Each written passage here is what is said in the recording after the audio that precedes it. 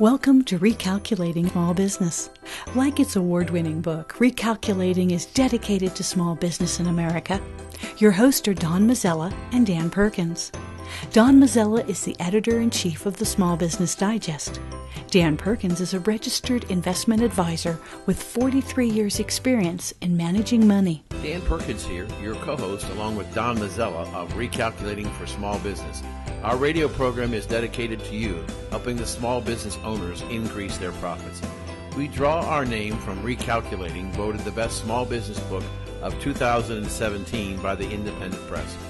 In this book, it features ways to grow your small business. Now, here's Don Mazzella. You know, Dan, you and I have both written books. You and I have both promoted books. But today we have a real expert who's able to help authors, small business authors and authors in general, really promote their books. Diane Schroeder is here with us. Diane, welcome to the program. Thank you so much, gentlemen. Okay. Diane, first tell us a little bit about your own background, then a little bit about your company and the website.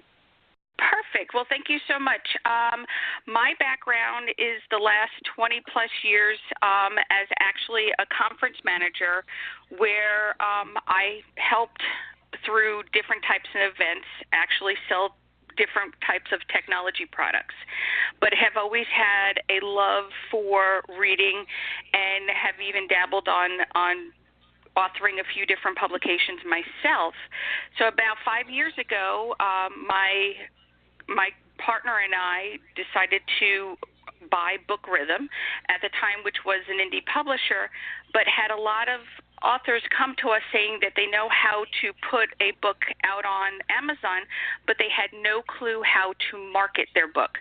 So what Book Rhythm does is we create instances through events online and contests through social media, relationships so that fans get to know authors on a more personal level, and the authors kind of come out of their shell and actually get to interact with the people who purchase their books.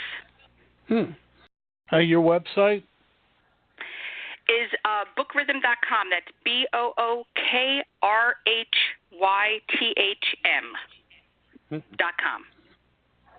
Okay. Well, now, one of the reasons we asked you on the program, you postulated something that Dan and I certainly believe in, which is that if you are in a small business and you really want to show your mettle, one of the ways to do it is to create a book about your expertise and then market that book. Do you want to expand on that? Absolutely. With this day and age, people have options. That you have dozens of, let's just say, plumbers you can go to. There's dozens of marketing companies in your area you could go through. What people like to see is a little bit of something about the people they're going to hire to do a certain skill. So what we also go out to small business owners and say is put, like, for instance, a plumber, put top 10 things that a homeowner can do in between maintenance, maybe once a year, on different plumbing things within their house, and then just quickly, put a publication together, put it out on Amazon, but then use that to connect with people in your demographic area. So they kind of use it as a business card these days, and it's quite easy also through, let's say, Facebook, where you have different Facebook groups for local communities that you can just touch on some of the topics within, like the top 10 of, how to keep your plumbing going, and just dabble that, and people get to know you as an expert, and you're most likely then to increase your business without doing a whole lot of dollars to market. I've got a lot of questions, but I'm going to turn it over to Dan. Okay. Thank you. Welcome, and thank you for joining us this morning. Thank you so much, Dan. I appreciate it. Sure. I wanted to go back and focus a little bit on the author. In in trying to figure out what is the best use of your time and your resources. If you are independent published, most of the time the publishers don't provide, they give you marketing access, but they don't, as far as making it available online to Amazon and local bookstores and all that stuff. But actual promoting the books, they don't do anything. That's up to you as the author. And I'm curious of what I would like to spend a moment or two with you is talking about reality of publishing today. And if a person has a belief that they've got a great story, and they send out they do their manuscripts and they send it out time and time again to the big houses, and it's all turned down, and they look at independent publishing. What's a realistic expectation of the number of books that an author can sell through independent publishing, and then how can you change that number for him or her with your service? Independent publishing, you'd be surprised. Because let me just take a step back and try and just for 1 second, Dan. A lot of people believe that even if they're traditionally published, that they don't have to worry about marketing. And yes, in the beginning, you know, that your publishing company will help you get into some bookstores and do some marketing. But in the long term, both indie published and traditionally published authors have to take marketing on themselves. Both as an indie author, we tell our authors, especially if it's the first book that they've brought out and stuff, you can expect probably maybe about, 100 copies or so to be sold, maybe in your first year. You're not going to, quit your daytime job and become a full-time author. We often, if they're doing any type of, a multi-book series, let them know that until book 3, which could be somebody could publish within the first year, or it could take them 3 years, especially if this isn't your full-time job, you won't see an uptake on most book series until your book 3. People, just like if you go to Netflix and you watch a television series, the entire series over a weekend, people like to binge read. So, but if you don't get your name out there and start interacting and creating relationships and connections with your fans, you're not going to sell more than a few dozen books, probably over the lifetime of even, of how long you have it out there, even on Amazon. When you go to a company similar to Book Rhythm, or you can figure out and maybe do part of it on your own, you can substantially increase that by probably 300 to 500%. It's all about, it's like marketing it anywhere, especially for an author. You have to make those connections to people. There are so many books, tens of thousands of books go out on Amazon monthly. You're one of those, or any author is one of those. Unless you create a following, people get lost. It'll be, a lot of people, if you're an avid reader, you normally have other friends who are avid readers, and word of mouth is fantastic. But in this day and age, it can only take you so far.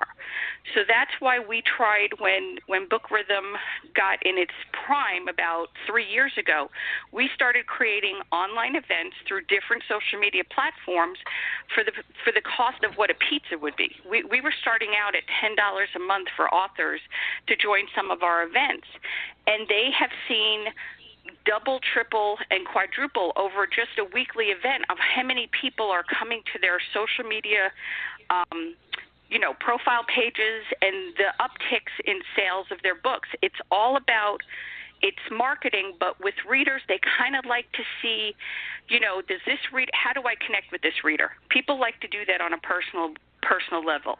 So we encourage our authors, create those profile pages that you can across social media, but don't always put, stuff about your book or sell, we try and teach people the 80-20 rule. So 20% is putting your buy links out, but 80% is connecting with your reader. So that could be done with, we put on, for instance, on our Facebook page, quotes of the day. And just stuff that even authors can go to our page and share the quotes so on their pages, so it's just constant traffic to their page, but it gives opportunities for their fans to connect with them. And then they'll start following them and become, avid followers and be the cheerleaders of when an author releases a new book. Dan, I'm going to jump in here a moment because I'm going to toot your horn. Okay. Mine or hers? Diane. Whose horn, Don? I'm sorry? You didn't say whose horn you were going to toot. We were just waiting. Toot your horn. Because my horn. I was going to say, Diane, Dan has a trilogy, and he just published the fourth book in this series on war. What would you call it, Dan? Terrorism. Islamic. And also, Islamic he's got a wonderful little book on Alzheimer's for children. Now, I'm going to ask you. He's the type of author that, to me, appears to be the right kind of author for your group. What does he do if he's an author like you with your company? Well, first he would, for instance, obviously we have we have a multi-author event. So it would be connecting, and what that is we would highlight his book for the month. We give him 2 opportunities to give a prize away, but then we highlight the book and little excerpts within the Facebook page for this happened to be this event. Also, we have.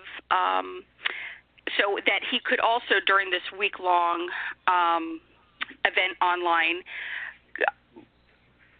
put little snippets out. We would have people be able to ask him questions, some of the fans, and we would highlight the topic that he addresses in the book. And then we also have different opportunities where we have what we just started. Actually, we launched it on the 1st, which is called BR Monthly, which is the only ebook subscription service. So we have people who are signing up, and we basically kind of cut out the middleman, and we send 5 books out a month to our subscribers that they can download. They have the 30 days to download it, and we highlight different genres from anywhere from, romance novels to we have some children's novels coming out to self-help. So that's just another avenue that's actually a free service for authors right now while we kick off the program for the first year, where we also highlight and put their books out in front of our large fan base. I had to ask the question, Dan, because it just sounds like something that really fit for you.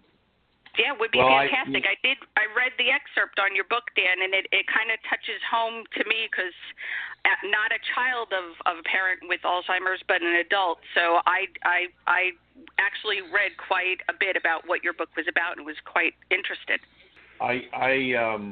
That particular book we're talking about is Why Can't Grammy Remember Me? That book's been out about a little over 8 weeks. And in the marketing campaign I have, we've gotten approximately about 140,000 page views, and in the neighborhood of 8,000 clicks to the website. The other book, The Terrorist Gold, which Don's talking about, which came out a week later, That's been in a marketing campaign for 2 weeks, and it's gotten 166,000 ad views and 13,000 clicks in 2 weeks. That's fantastic. And I would say your success with those types of numbers is because you do have a following through shows like this where fans want to, they're interested in you through listening to your radio program, have made the connections, and definitely went that extra step to go look when you published your books. That's kind of the direction, and some people and business owners alike go, well, that's common sense, and it may be common sense to create a following before you go to market, but a lot of people don't know how to do that. Like they understand how, the end result, but it's the kind of in the middle that a lot of people, unfortunately, will spend a lot of time trying to figure out how to do it, and they could be using that time a lot better. So in today's book publishing environment, at least the part of the environment that you work in, what is, if there is such a word, what is hot at the moment? What particular genre or style, or what seems to be piquing a lot of interest? Well, I would go back to say, obviously romance is always big in the market. And then, thanks to 50 Shades, we throw a little bit of risque into the market. But what a lot of readers are trying to go to these days are, it's kind of like it is women's fiction. So it's a little bit more of a reality based. So everyone can meet this handsome guy who rides in and on a horse, but it's a little bit more truth to what everyday life is, that people kind of want to, be able to connect a little easier with some of the stories that they're doing. But we're also seeing a big uptake in men who are starting to read outside of, day-to-day publications, like I'm talking about newspapers, and they're kind of looking for action and a different, a sci-fi part. So it's kind of interesting to see where based on, sex of male, female, which way each one is going towards. But it's nice to see men. In fact, I just flew back from Dallas this weekend, and there was probably more men with a Kindle in front of them than some of the women. So I always find that fascinating that finally men are, putting down the business and actually just picking up a book and reading it instead of concentrating on, returning emails from work. How important in the promotion of an author, considering promotion of his or her book, how important is video in the promotion process? Well, I can tell you right now, if you don't do video of some type for Facebook, you're not going to get the views. If you look at Facebook as a platform, for instance, that real estate, which is your homepage, is now being bought, and that they do that through boosting your posts and that.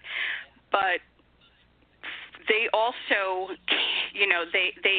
they've taken over a few other apps and stuff, but they can't get close, or at least what I've been reading, they can't get close to YouTube.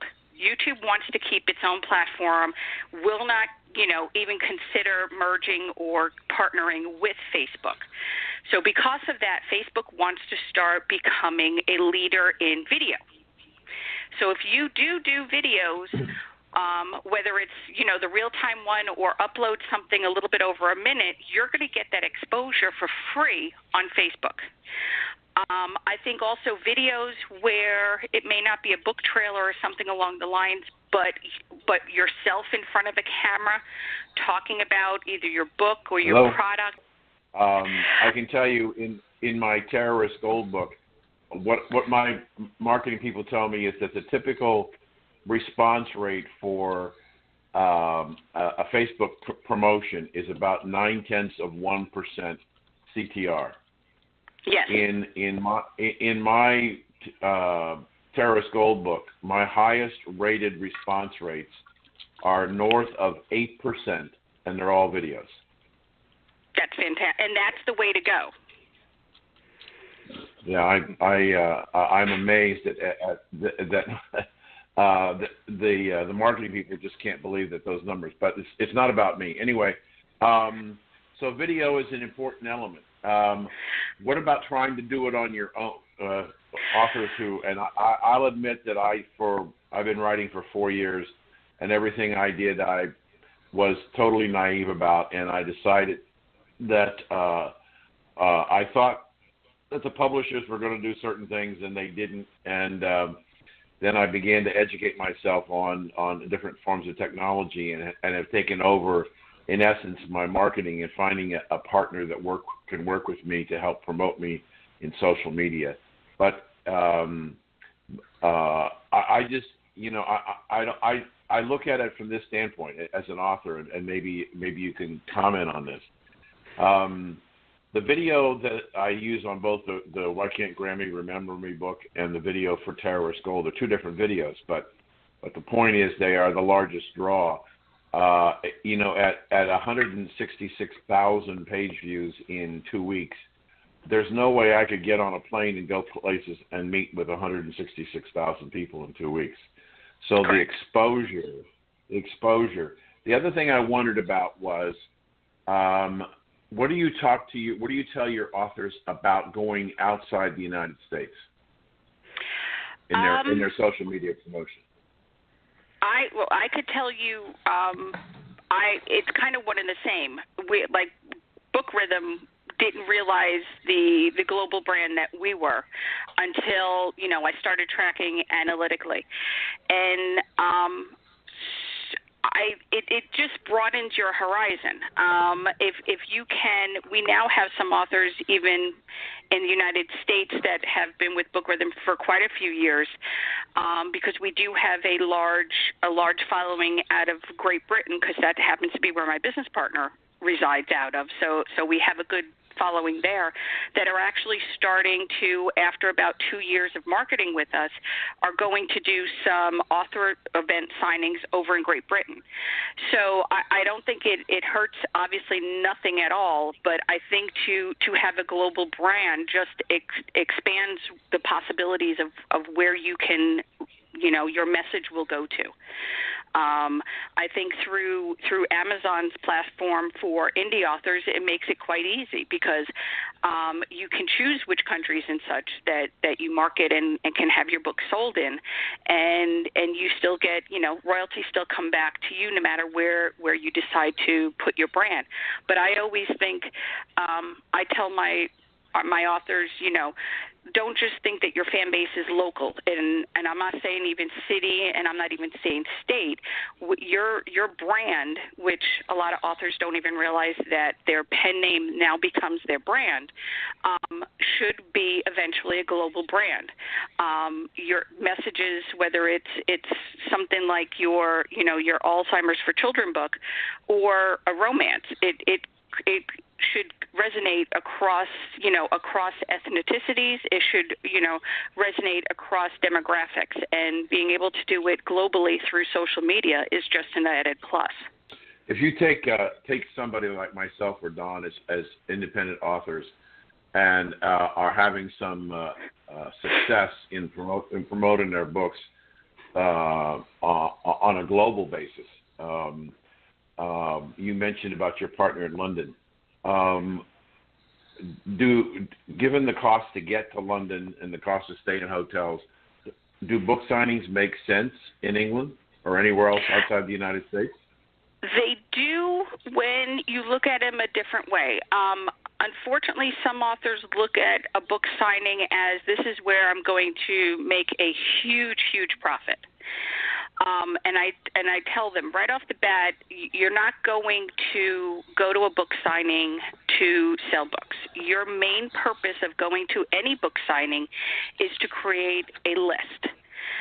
Now, this list will be a list of readers that you then can connect with through newsletters. You can connect with then through social media. So if you find anywhere in the world, there's a few actually also in Australia that are book signings that are proven, because unfortunately what happened with the literary conference space over the last 3 years is everybody started to think that they could put on a conference, and a lot of them folded. So I tell my authors, first and foremost, do your research on what conference you're going to. Make sure that their attendance is proven year after year. But go with the materials that, yes, you can sell some book copies, but go with the needed materials to create a list so that you, whether it's a few hundred, or I've had one of our authors who went to a book signing in New York last year who had over 1,000 people show up at her booth, and she created a huge list that she can then turn around and market. So it's not so much as what you can sell or recoup right there on site as you have to look at your marketing campaign as a bigger picture. Okay. Dan, I'd like to jump in with a question right there. With Sure. so many book authors, have you thought of combining their lists into one giant list? Well, yes, I've never thought of it that way, where we kind of all put our lists together, because I kind of tell authors, the list, you kind of create, once you come back from a book signing, for instance, your first message through a newsletter type product should be, it was fantastic meeting you in New York last week. That way you kind of acknowledge the fact that you had that personal connection with them, whether you just, you never even realized they came to your booth or not. If you combine lists from authors to author, you kind of lose that, and you become one of the hundreds of emails that never get opened because the fan doesn't recognize who the author was. Okay, well, there's a lot of ways around that, but let me ask you a different question then. Do you share with your authors these various events, and based on the experiences, suggest those that they should go to? Absolutely, yes. Yep.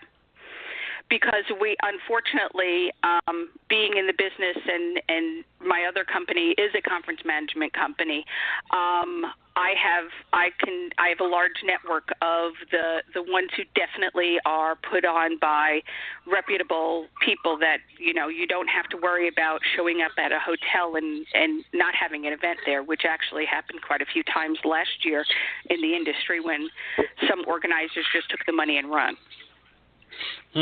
Yes, we've heard. Dan, you get to ask the last question.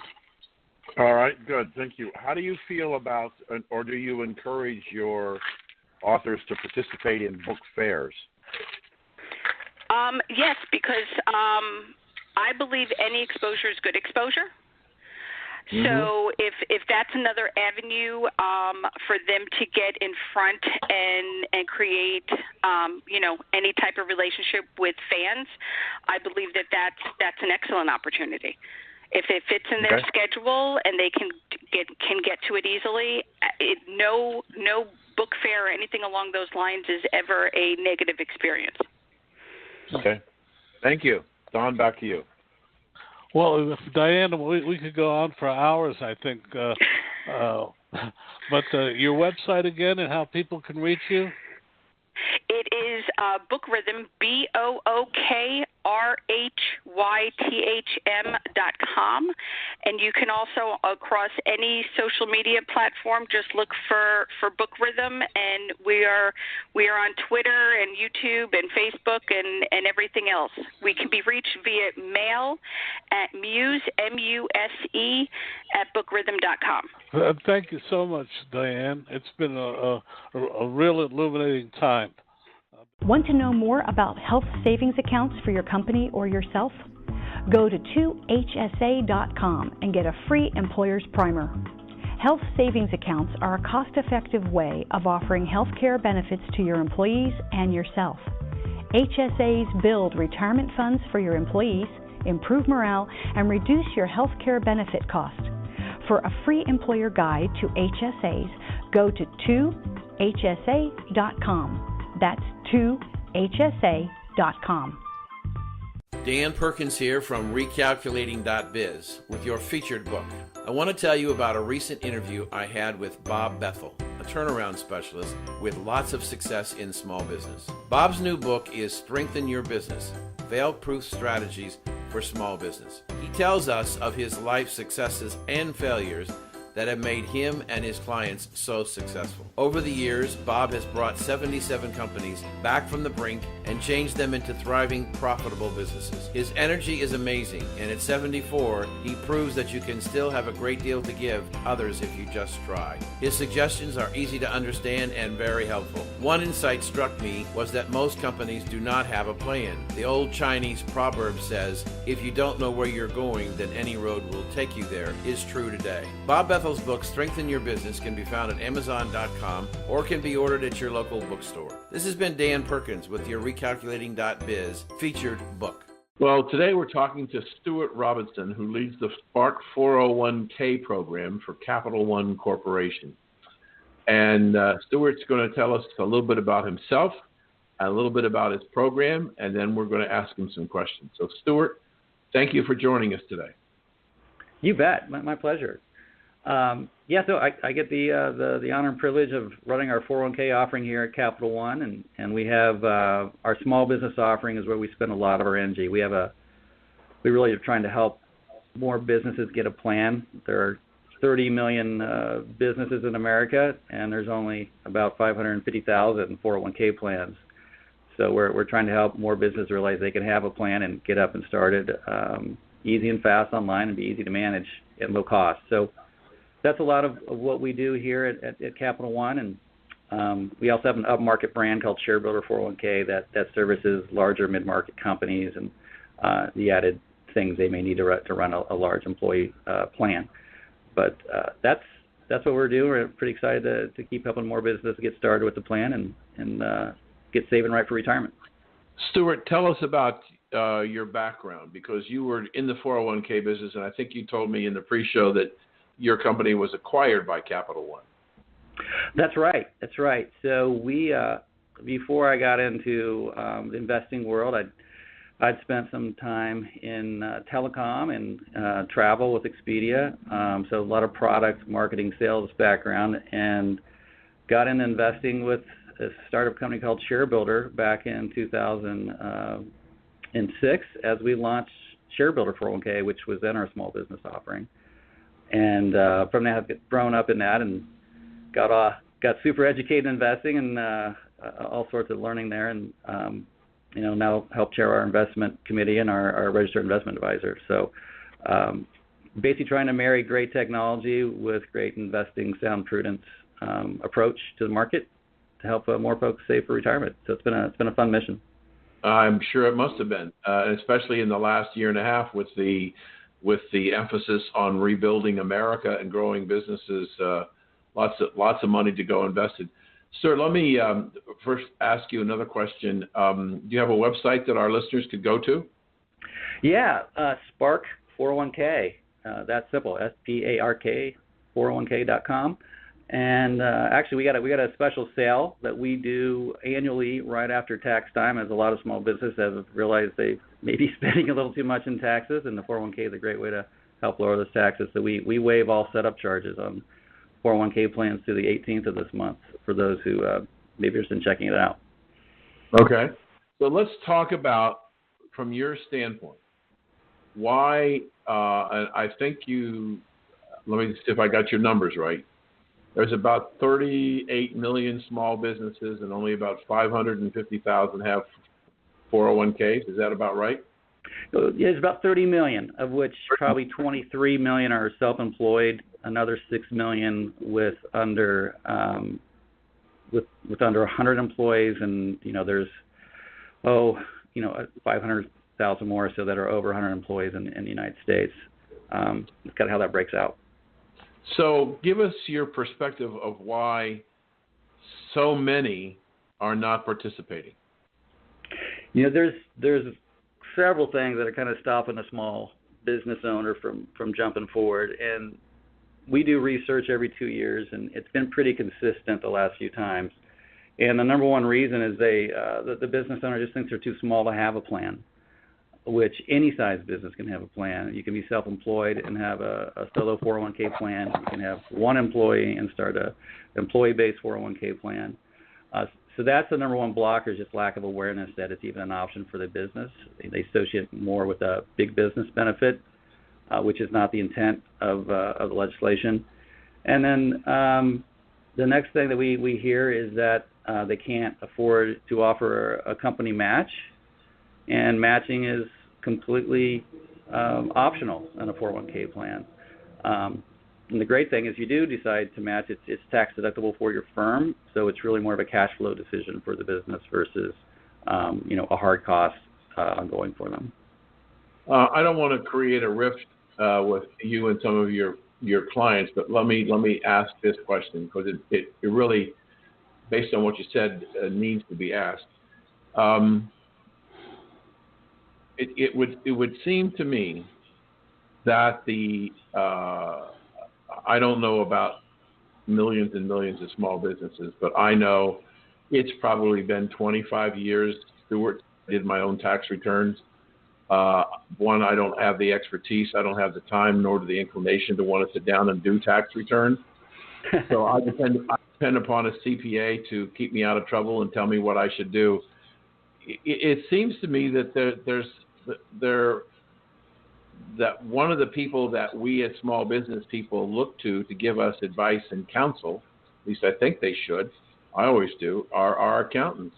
I'm surprised that the accountants aren't talking more about ways to save money for the corporation, build a more secure retirement for both the employees and the owners of the corporation, which might be the same person. But I'm surprised that some of that education isn't coming from the accountants of the business. Do you have any thoughts on that? Well, that we do think about that. We definitely do get a lot of new clients from those who have spoken with their CPA, especially this time of year when they've just gone through their annual tax filing, and that CPA is recommending that they get a plan. To what extent are all CPAs thinking about that and offering that up for their business clients? I don't have a lot of insight into that, but we definitely do see CPAs have a lot of expertise and are able to help at least some business owners get going with a plan. Well, Stuart, you created a great opportunity here for me to suggest kind of a recalculating.biz tip of the day for an entrepreneur. If your accountant or CPA is not talking to you about a 401k or any other type of qualified plan, you need to ask them why. And if they don't have an answer, maybe you need to find a different accountant. So that's a little plug for, not a plug for you, but a plug for say, hey, if you've got, there's a classic Supreme Court quote from Oliver Wendell Holmes.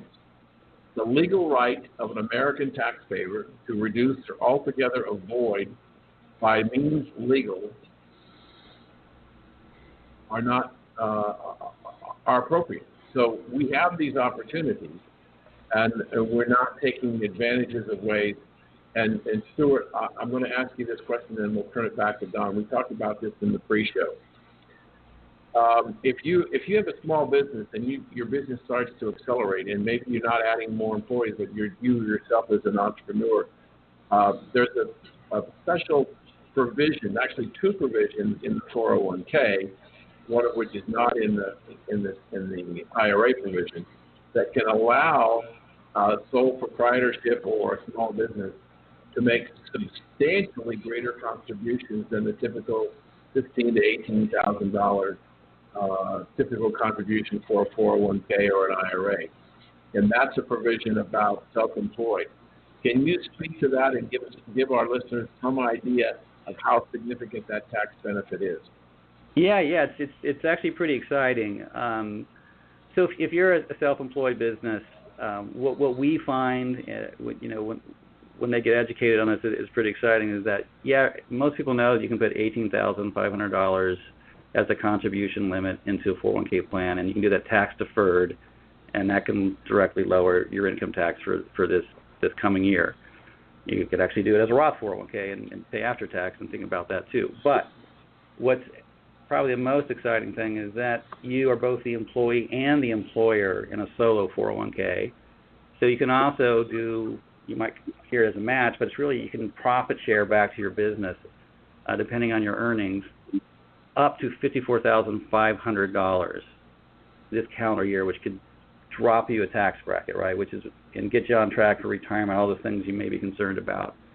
And if you're over 50, you have the additional employee catch-up of $6,000, so you can get to over $60,000 a year protected and in saving for tomorrow, and save on those taxes. So if you're in a situation, that fortunate situation to be making that kind of income, it is a really powerful way to manage your taxes and save for retirement.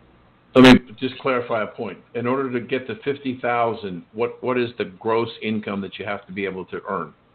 Yeah, so generally the way the tax law is working is if you're incorporated, it's 25% of your W-2 or your earnings in that method. If you're a sole proprietorship, it's generally 20% of your net Schedule C.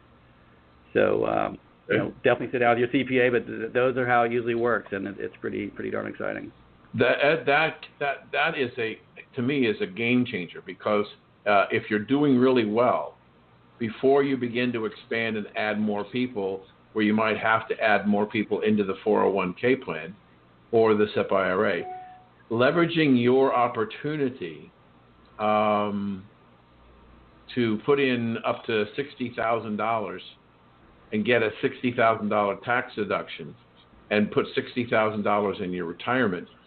And can you do that every year? You can do that every year. Okay.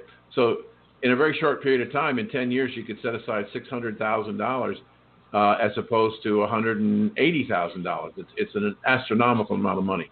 With that, again, what is your website for this product? Oh, it's spark401k.com. Don, back to you. Well, thank you, Dan. Stuart, I want to go a little differently. In the last, I happen to be involved with 2 or 3 smaller companies. Well, they're not, but they're growing. And the interesting thing is we put in 401ks for our employees, and less than half of them opted to join, even though each of them was promised not a large amount of matching funds, but certainly significant, yet they chose not to do it. Stuart, do you know why that is happening? Yeah, well, so we see a couple things that prevent employees from getting involved, and we got a couple solutions for that too. But 2 of the biggest questions that we see participants have is how much should I put in, and what do I pick? And that can be intimidating, and that generally is what stops folks. Now they can have been too busy to go through the online experience, but in general, those are the 2 things that we see and hear from. We get calls about hey, I don't know what to do, I don't know where to start, and that's where selecting a nice model portfolio or a target date fund, if your plan has them, can solve the what to choose. But many don't know that you need to be thinking about putting away 10 to 15% over your career, so you can retire at the same level you're accustomed to living, and your money is not going to run out on you, hopefully. So those are how we're trying to get folks to think about it. And if they can't get to that level off the bat, just get started, and as you get a raise, give your 401k a raise. So those are some of the blockers that they have. Things that companies can do is there's a feature called auto enrollment, which automatically opts in every employee into the plan, and they can opt out, but they at least get situated at whatever percentage the employer puts in or has established, say 5% of the salary or 7% of the salary, and it puts them into, in our case, a model portfolio, and they can go adjust that later as they get educated. Or if they really have financial issues, they could choose to opt out and deal with their other financial needs. I agree. We're just surprised, but we noticed that most of the people who opted out were living paycheck to paycheck. Is there any way that the company can somehow help them over the hump of understanding that it's really helping them in the future?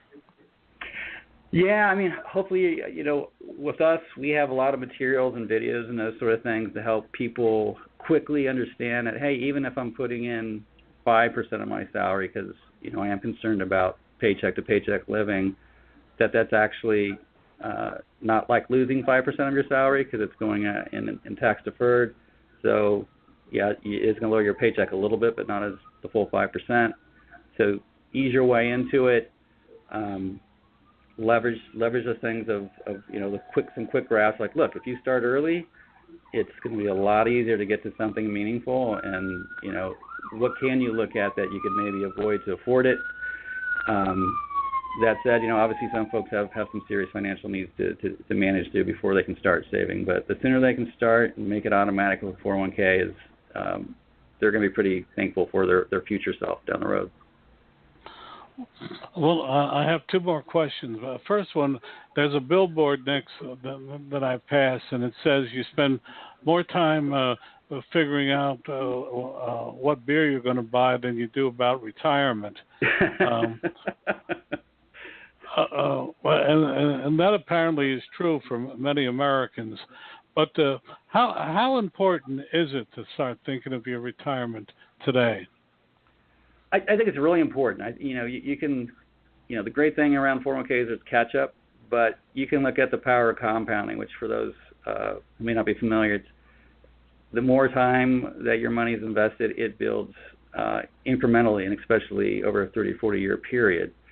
So there can be people who start investing, say, at 22, 23 out of college and stop at 40 and be better off than someone who starts at 30 and contributes through 65 because of how the numbers work there. So the earlier you start, the better. Even starting, just getting in that habit and making it automatic and getting it out of your day-to-day paycheck, so it's not a distraction of spending it somewhere else, is really, really important for folks, so that they can live and pursue the visions they want to pursue, 55, 65 years of age or what have you, and not be so concerned about their financial well-being. There's been a lot of talk recently about fees for management. How does a small business minimize the fees to these 401ks so that most of it benefits the employee? Yeah, that is a great thing you're hitting on there. It's very typical in some of the folks who sell 401k plans to small businesses that a lot of the expenses are being passed through the investments, the fund expenses of the plan. And a lot of times in small plans, you might see fund expense ratios and things of 1.5%, 2%, 1.25%. We view that as way too high, and that's the tyranny of cost, is that the more money you pay in investment costs, the less is invested in the market, which historically has mean a lot less in return. So even paying 1% more in fees can be hundreds of thousands of dollars less for you come retirement over a 40-year career. So we really focus on keeping all-in expenses well under 1%, and the more that small business assets grow, we lower our pricing. So we charge transparently, investment management fee to take on all the investment management duties off the small business and those risks that they may take on. And then we have all index funds, so our expense ratios are extremely low. So that's how we manage it, and it is probably the most important cost to understand. A lot of business owners get focused on a one-time setup fee and a monthly administration cost, which are all tax deductible or even qualify for a tax credit to even make it lower. But those investment expenses are really probably the things to focus on the most when it comes to your savings. We're talking with Stuart Robertson. He leads Spark 401k for Capital One Corporation. I'm turning it back to you, Dan. Thank you. Stuart, I want to continue that discussion with Don, but I want to just tweak it a little bit. I think you're right. The onerous decisions about making decisions about what to do with the money. When 401ks first came out, like a lot of the 400 series, whether it's IRAs or 401ks, 457s, 403bs, there were limited options. And then they began to expand and create hundreds and hundreds and hundreds of options so that it reached the point where most consumers said, I really don't know what to do, so they did nothing. You're using, as you just explained to Don, the effective cost reduction of using exchange-traded funds.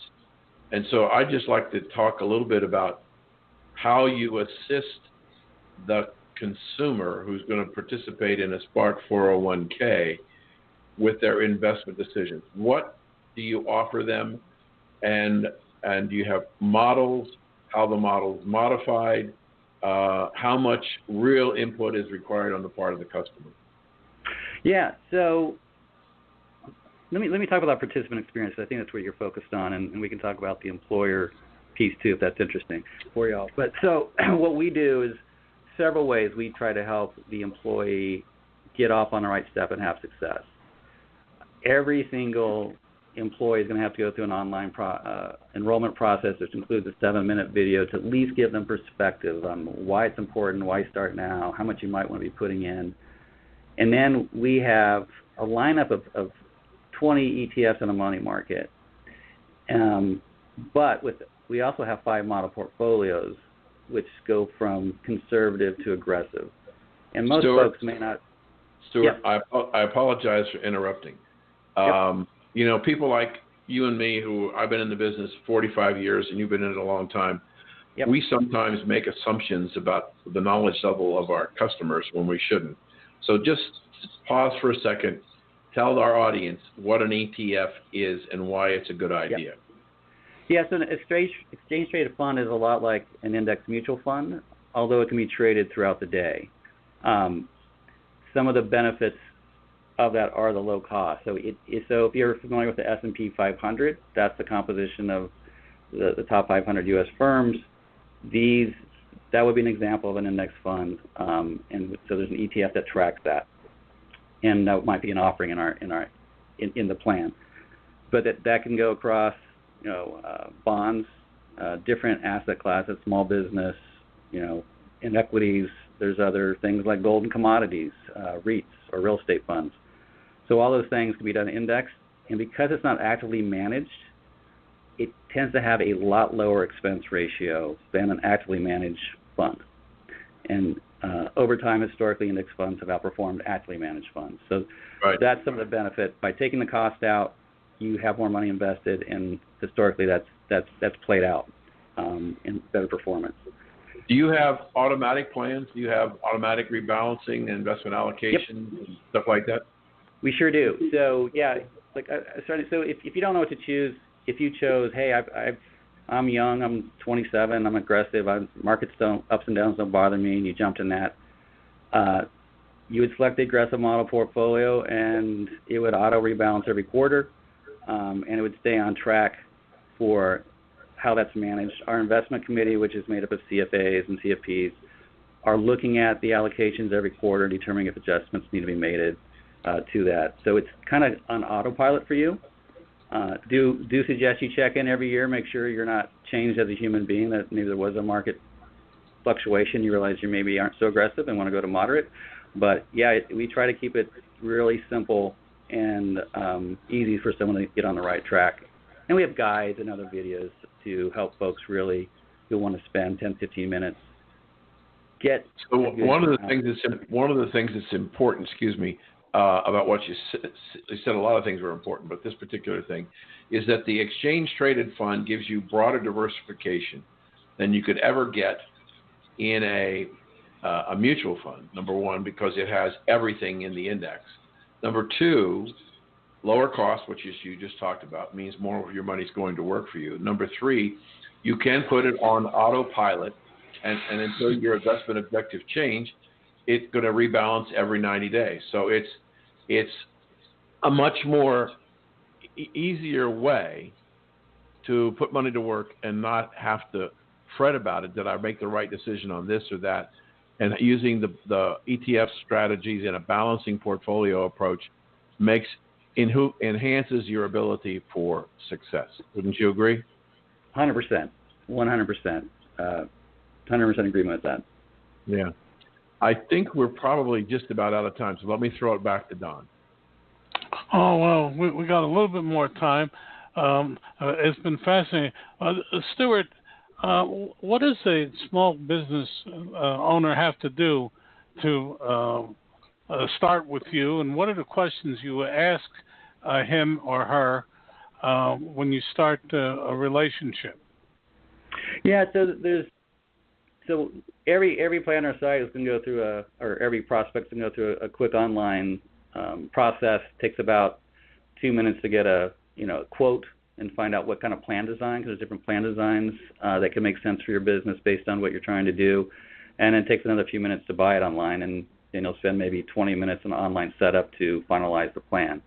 So we have advisors who are small business experts. That's all they do all day long, and they're available on our 800 number, and they are thrilled to talk to you and talk about the pros and cons and even tell you if right now isn't the time to start a plan for your business.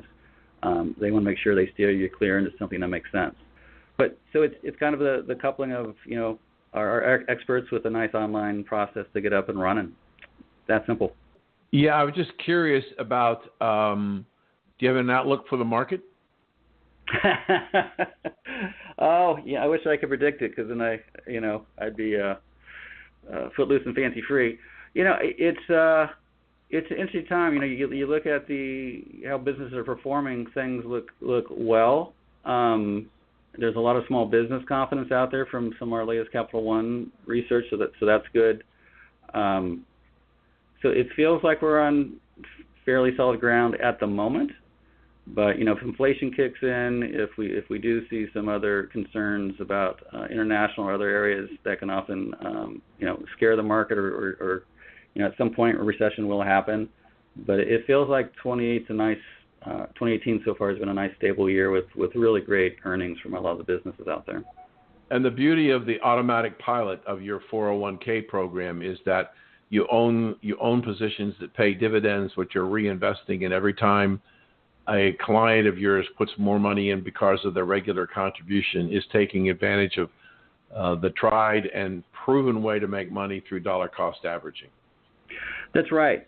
Now, a lot of people can get spooked when the market drops a bit, but through dollar cost averaging, which is, basically what's happening is with each paycheck, you're investing in what you've done in your 401k. When the markets are down, it's buying more shares, right? So that's when it goes up, you're going to get more bang for that. When the market's up, you're going to buy less shares. So you're basically buying more low and buying less high, and over time, that can be a really powerful benefit in the 401k plan. We've been talking with Stuart Robertson. He had Spark 401k for Capital One. Stuart, your website again and how people can reach you? Yes, spark401k.com is that simple to go there.